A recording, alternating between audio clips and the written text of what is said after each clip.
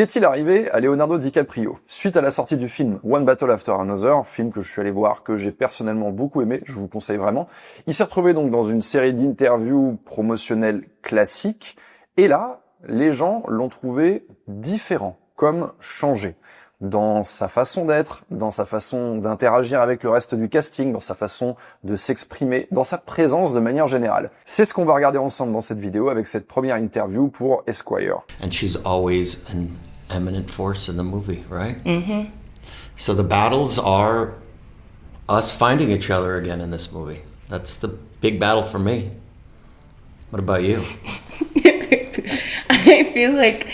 I don't want to be like, I feel like it's the same. La première chose qui m'a frappé en regardant cette interview, non en fait il y a deux choses qui m'ont frappé. La première d'abord c'est le niveau d'énergie qui est relativement bas. On a l'impression que les deux on les a passés en 0,75 dans YouTube. On a envie d'accélérer la vidéo.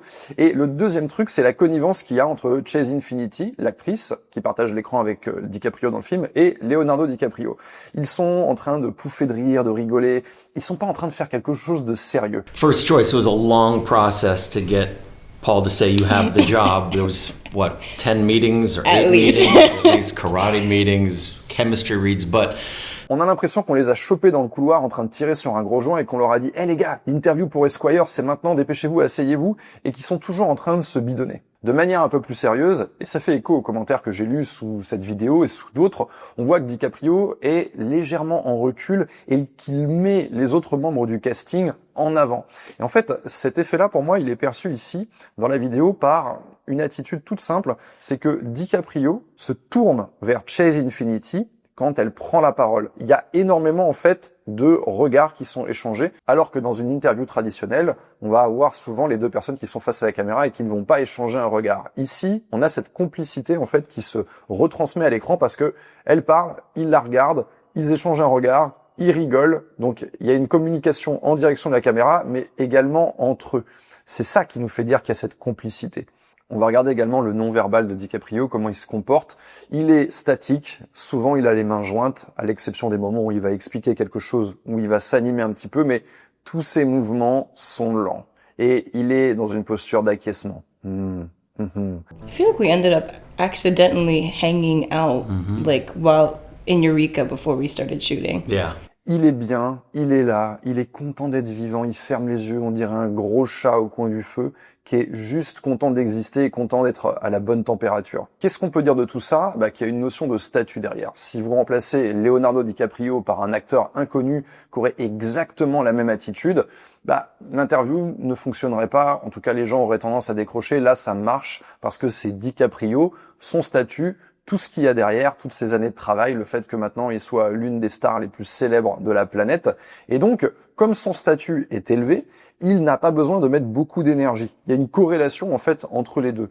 Vous allez rarement voir quelqu'un dont le statut est très très très élevé s'agiter énormément et envoyer énormément d'énergie dans une posture où on va chercher à convaincre, à animer. Lui, il va arriver et le simple fait qu'il soit présent de manière silencieuse dans le cadre de l'image, ça dit déjà quelque chose. Imaginez de la même manière, je sais pas, le chef des Yakuza, si cher à Oussama Hamar, est-ce qu'on imagine quelqu'un qui va s'agiter, qui va déployer énormément d'énergie, tourner dans tous les sens? Non, en fait. On imagine quelqu'un de très posé, de silencieux, qui déploie très peu d'énergie, très statique, et en fait qui va pourtant imposer son respect et imposer son commandement, simplement avec des coups d'œil, des petits hochements de tête et des petits gestes avec les doigts. Quand on a un statut élevé, et qu'on déploie peu d'énergie, de manière mécanique, ça va tenir les gens en haleine. Parce que notre statut fonctionne silencieusement, donc les gens sont déjà concentrés sur nous, et en fait, on met les personnes en attente.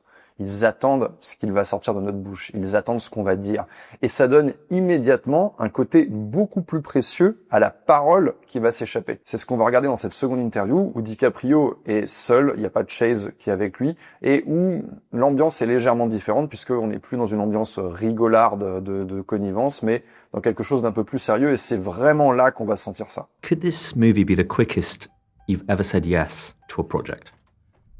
Yeah, I think it's gotta be. Durant toute la durée de cette interview, DiCaprio est comme ça, les bras croisés. Et à un seul instant, il va changer sa posture. Ce qui est très intéressant, c'est qu'il peut avoir l'impression d'avoir cette énergie très basse, mais il faut pas s'y tromper. En réalité, c'est simplement qu'il n'est pas en débauche d'énergie et il n'est pas dispersé. Il a une énergie qui est bel et bien présente, mais elle est concentrée sous la forme de sa présence dans l'écoute qu'il va donner. J'en veux pour preuve un truc qui fait beaucoup dans cette interview, c'est le fait de valider, vous voyez, de manière silencieuse comme ça et de pousser un And drama can just happen so much easier. It just feels right. Et une espèce de Ça fait penser d'ailleurs à cette scène dans le Wall Street où ils vont s'échauffer la voix en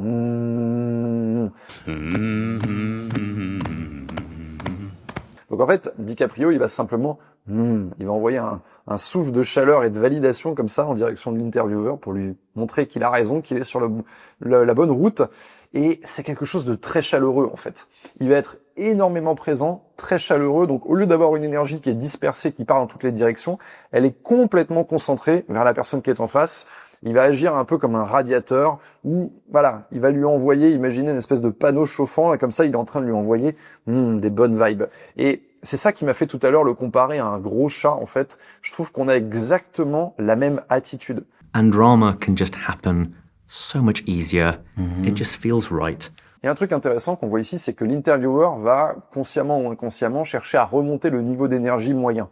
En fait, vous avez 2 personnes seulement dans cette interview. Donc en fait, le niveau d'énergie moyen à la vidéo, ça va être la moyenne des énergies des 2 personnes. Donc DiCaprio étant très calme, lui en fait il va être obligé mécaniquement de compenser pour éviter qu'on ait un niveau d'énergie qui soit trop bas et que ça tienne quand même le spectateur en haleine. Donc voilà, lui peut-être par nervosité en fait en observant cette personne très calme et de peu de mots en face de lui, eh ben il va être obligé de s'agiter un petit peu plus et on le voit en fait vraiment à différents moments dans l'interview quand la caméra elle est sur lui, on le voit comme ça parler beaucoup plus avec ses mains, s'agiter beaucoup plus sur son siège, voire même faire des grosses gestuelles. Qu'est-ce qu'on peut dire de tout ça? En quoi ça vous concerne? Eh bien, je dirais qu'il n'y a pas besoin d'être une star internationale comme DiCaprio pour travailler sur sa présence. C'est quelque chose que tout le monde peut s'entraîner à faire et qui va avoir d'énormes bénéfices. Plus vous allez travailler sur votre présence et votre calme, moins vous allez être dispersé. Quand on se retrouve dans une situation à enjeu, une situation de communication dans laquelle on n'est pas à l'aise, évidemment, on va stresser. Ça va se traduire par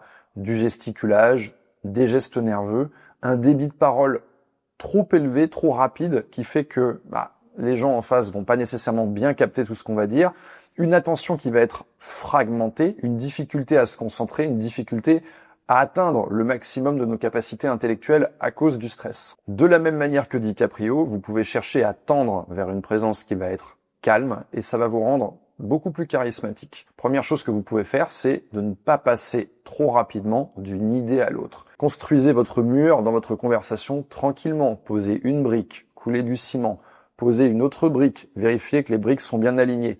Ne vous précipitez pas en disposant les idées n'importe comment parce que votre mur, au final, va avoir un défaut de conception. Il va être attaquable dans ses points les plus faibles. Ensuite, peu importe ce que là où les personnes font face à vous, autour de vous, vous allez garder votre rythme et vous allez chercher à imposer votre rythme.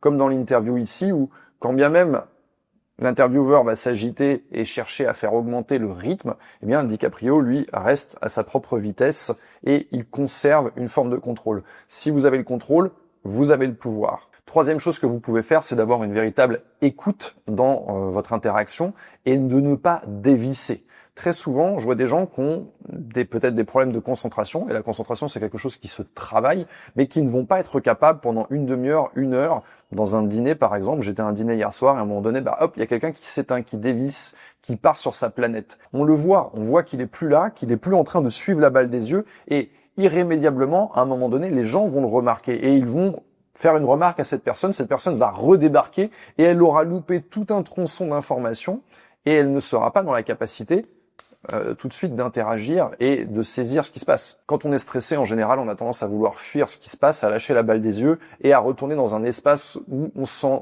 beaucoup plus à l'aise, qui est l'espace de notre tête, dans nos idées, et on va cogiter.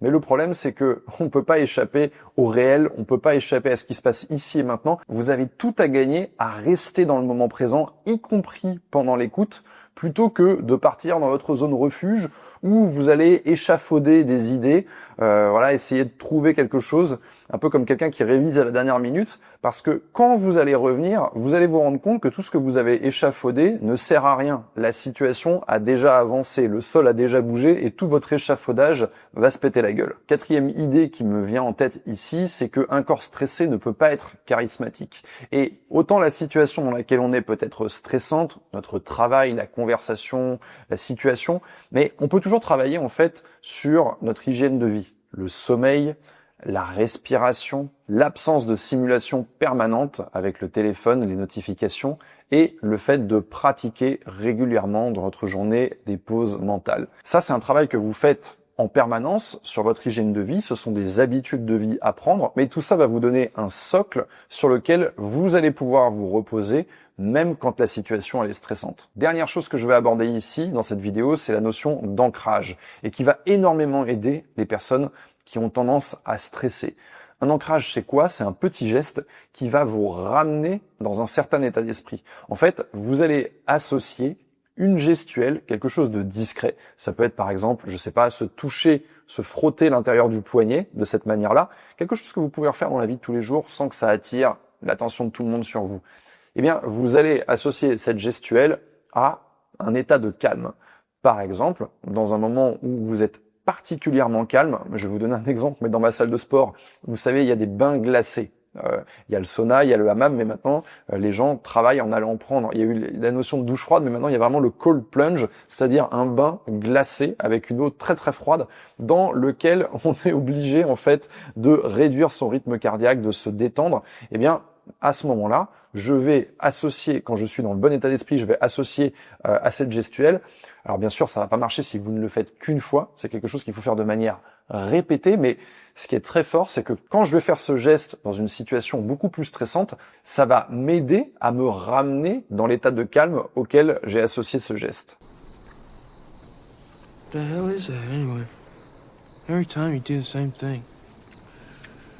When I was a little kid, my brother and I went swimming in the quarry. January, February, it didn't matter. You jump in the water that cold, your heart can explode from the shock. So, you take some water, you put it on both your shoulders. Your body gets used to the temperature, and your heart slows, so it don't explode. We're not jumping in the freezing water, we're robbing a fucking trap house. It's calming, Beach Boy. C'est la fin de cette vidéo, n'oubliez pas de vous abonner, de mettre les notifications et pour ne pas mettre fin à ce bon moment, je vous laisse sur cette vidéo de DiCaprio dans laquelle il va nous apprendre à devenir la personne la plus charismatique de la pièce.